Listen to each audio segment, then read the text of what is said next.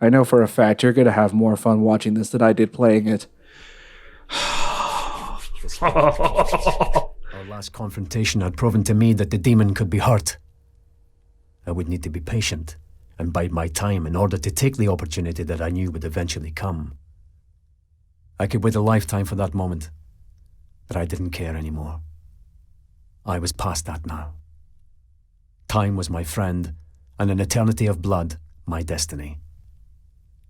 I would make this monster pay. He will know fear. He will taste the bitterness of defeat and look into the eyes of the dragon as his life force spills onto the ground before him.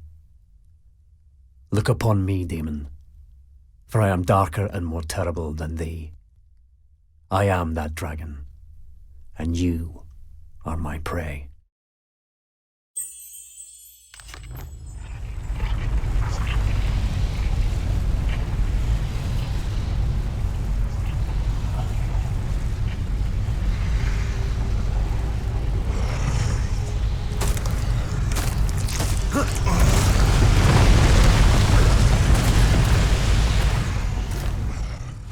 So this level really goes hard with the set pieces.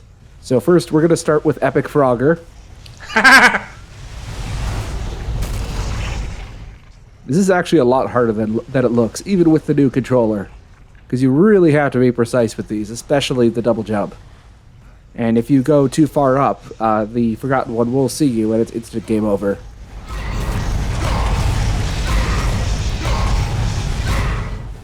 You're basically just hitching a ride on the back. Dude. This could be the most awesome set piece ever. That's what I thought until I realized how silly it was. Like, this is basically just an extended game of hide and seek.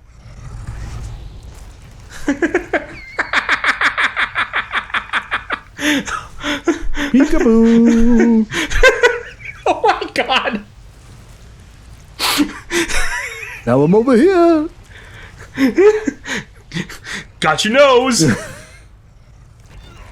This QT is actually surprisingly difficult. I failed it a couple of times. And when you fail it, it's instant death, and you have to start back at the beginning of the Frogger game. What is this? Gabriel is basically just the world's most annoying hitchhiker.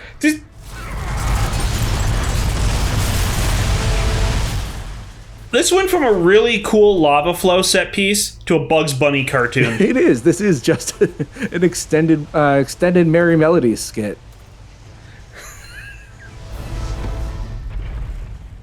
Okay, so much earlier in the LP, I mentioned that that in the DLC there was one extremely out of place Monty Python and the Holy Grail reference. It's in this scroll.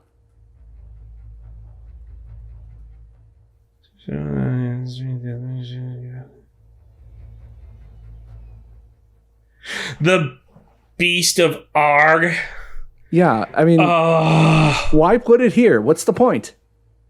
I honestly don't get it. I mean, it's kind of funny, but why put it here? It doesn't make sense. You're not sure if there's a beast. Oh my god. There was no rabbit in this game. No. 4 out of 10. Failed project. Shut it down, Konami. Okay, so here's the other unique, well, kind of unique enemy. It's the Flaming Skeleton Warrior. It's just a skeleton warrior with buffed HP, and it's on fire. It's such a palette swap. It doesn't even have a unique entry in the bestiary. It's like they all but admitted it was just a completely swapped together an enemy type. This is just a mashup of some of my failed attempts to fight these. There are about 20 of them. This is an optional fight. The trial is to defeat them all. Actually, I think there's like 16 or something. It's still a ridiculous amount. This is probably harder to defeat all 16 than it is to fight the last form of the Forgotten One. I've never done it. I'll probably never will. And you don't get a chance to recover afterward before fighting the Forgotten One, so I just don't bother.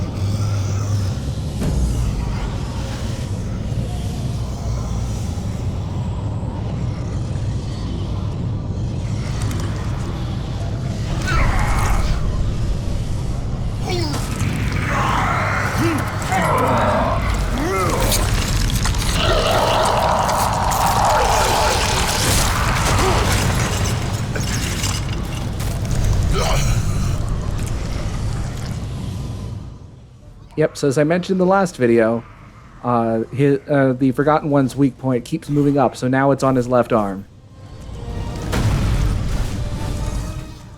Is he... Oh, there's the swords. Yeah, so he fights the same as he does in the previous chapter, but with some new attacks, and every attack hits harder.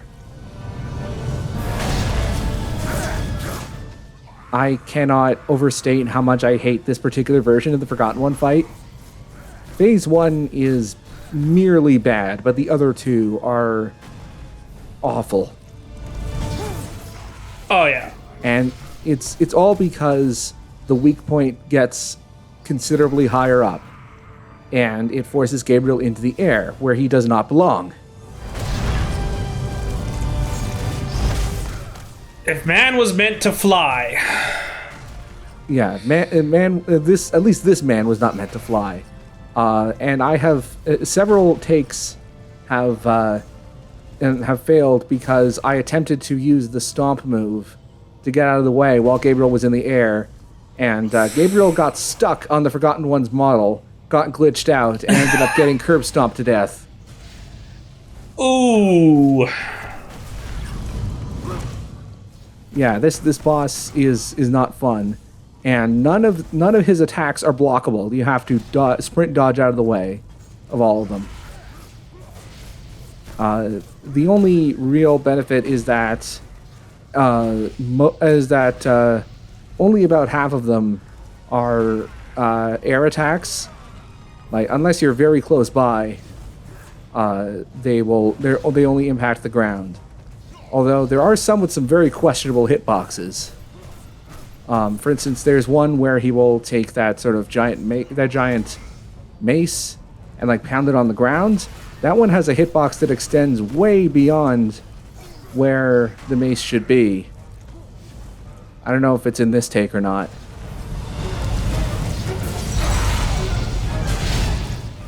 And then there's also the QTE finishers. For instance, this one, which you'll see in a minute. They expect you to catch on very quickly as to what's going on.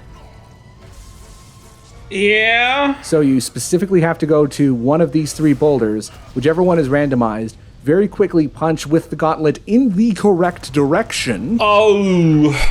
And then run over to do the QT.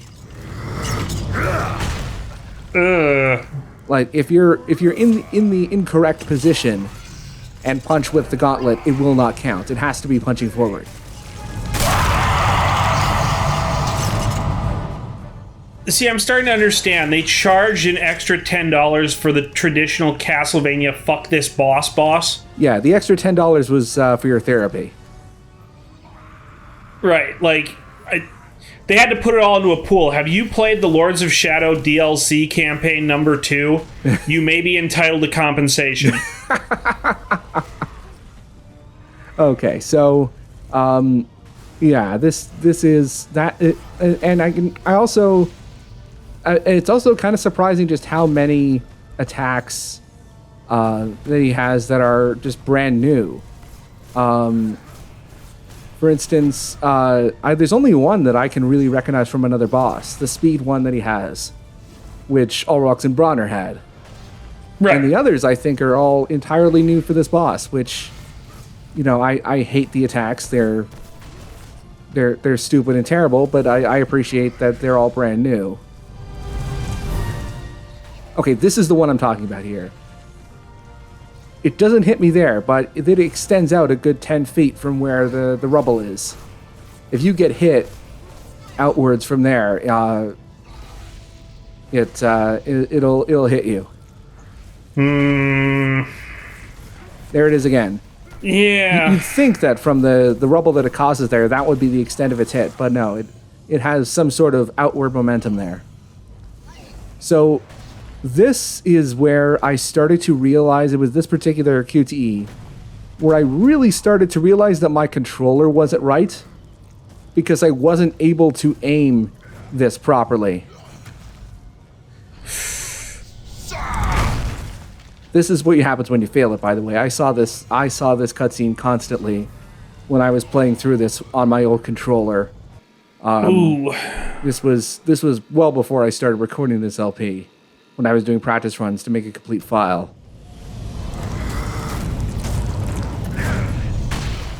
There it is. Yeah.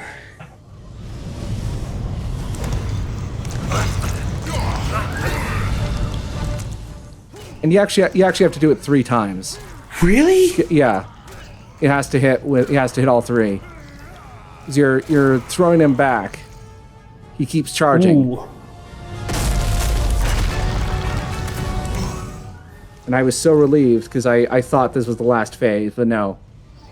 There's one more after this, and it turns out to be by far the worst. You may notice I now have full health and magic. I ended up having to redo the entire level because at this point no. I was just unable to complete this phase with the amount of magic I had left. So I redid the whole level. I redid the entire level, just using as little magic as I could, just so that I could even have a modicum of a chance against the Forgotten One in this particular phase. Yeah, this shit gets ridiculous. Yeah, when I said that you would have more fun than I did, I meant it. Oh yeah, no, this is impressive. It looks like Virgil's been juicing. I feel like they really just didn't want you to finish it, or they wanted a big, melee combat heavy set piece. Yeah, they wanted you to earn a victory, and I think they went a little too far with that. Whew.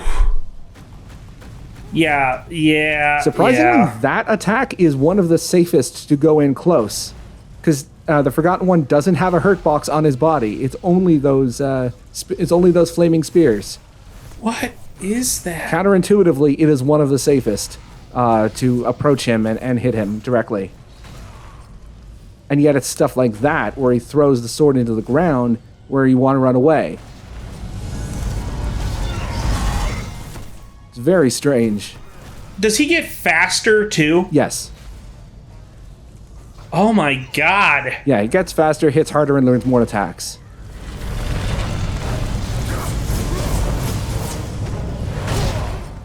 This is amazing. See, this is how you do a Castlevania boss.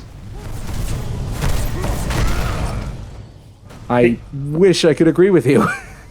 No. This is it. They understand. They understand the games.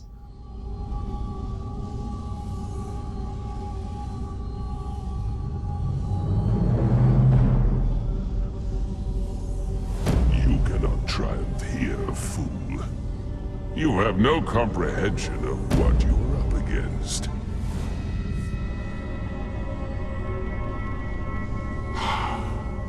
The seal is open. I'll enter your world now. It will be reduced to ashes, and I shall inflict 10 times the pain and suffering that were inflicted upon me when I was imprisoned by your brotherhood.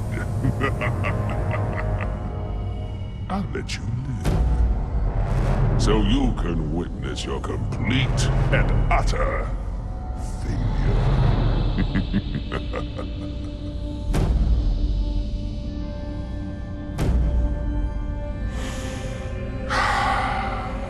Freedom at last.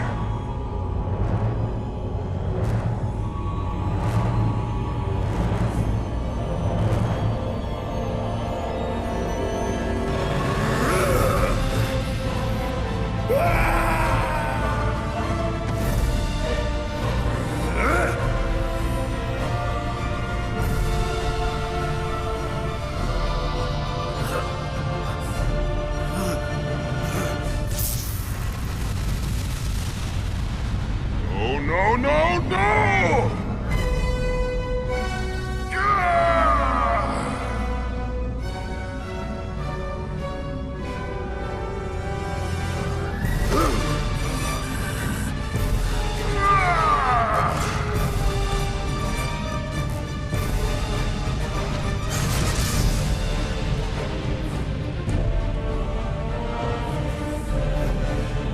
I yield to you.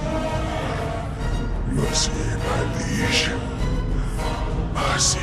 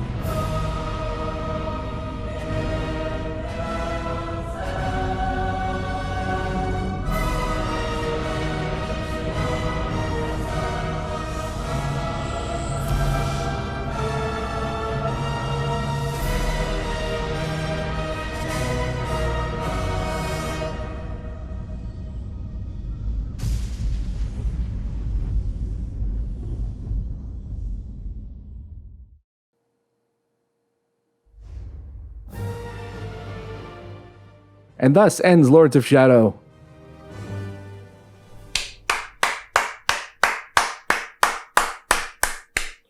Beautiful. I just love how hard they were shilling for Gabriel at the end. It's like they had the Forgotten One begging for mercy, and then Gabriel was like, no, fuck off.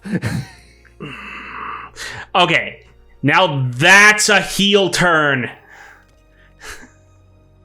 Yeah, that's like the writers desperately trying to get him over as a heel. Now wait a minute. I gotta ask, did we just close the book on this one? Yes. Yeah, that's an animation they had to create specially for the PC version. So when you exit, it actually closes It closes the book. And I had to make like a separate image frame for that because it only shows up for like a single frame when you close the book. So that I'm gonna have to like extend that for much longer. Anyway, that's Lords of Shadow. Next video, we're gonna be looking at the trials from all those trials that I missed, as well as the trials going from chapter 7 later on, as well as a few extra things and a couple of the console exclusive unlockables that didn't make it into the PC version. Nice. So we're going to close the book on this LP. Ha! Aha!